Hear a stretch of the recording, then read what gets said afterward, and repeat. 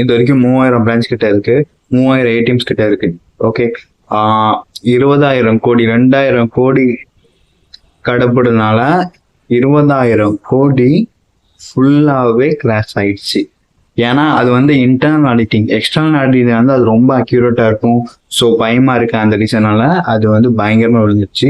அது மட்டும் இல்லை, சிஇஓ சிஎஃப்ஓ அவங்க 78 கோடி அவங்களோட 90% ஸ்டாக்ஸை அவங்க வித்துட்டாங்க. அதுவும் பீக்ல 1051 கிட்ட வருமா, அந்த பீக்ல தான் வித்துருக்காங்க. ஸோ அவங்களுக்கும் ஒரு பயம் இருந்திருக்கு, ஃபியூச்சர்ல ஏதோ ப்ராப்ளம் சொல்லி. ஸோ இதனால எல்லாமே ப்ராப்ளமா இருக்கு. அது மட்டும் இல்லை, இந்துஜா குரூப் தான் அந்த இண்டஸ்இண்ட் பேங்கை ஓன் பண்றாங்க. அவங்க மேலேயும் கொஞ்சம் லேபர்ஸ்க்கு, எனக்கு பர்சனலா அவங்க ஸ்டாஃப்க்கு, வீட்டில் வேலை பார்க்கறவங்களுக்கு நல்ல ஒரு சேலரி கொடுக்கலன்னு சொல்லி ஒரு கேஸ் பேச்சு விட்டேன்ல. ஸோ அதை பற்றியும் வீடியோ போட்டிருக்கேன், பாருங்க.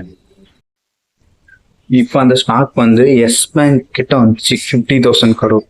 Okay, actually IFC best bank கூட 50,000 மார்க்கெட் கேப் 50,000 crore தான் இருந்துச்சு. இப்போ 39 ஆயிடுச்சு. இப்பவும் பயங்கரமாக கஷ்டம் ஆகிட்டு இருக்கு.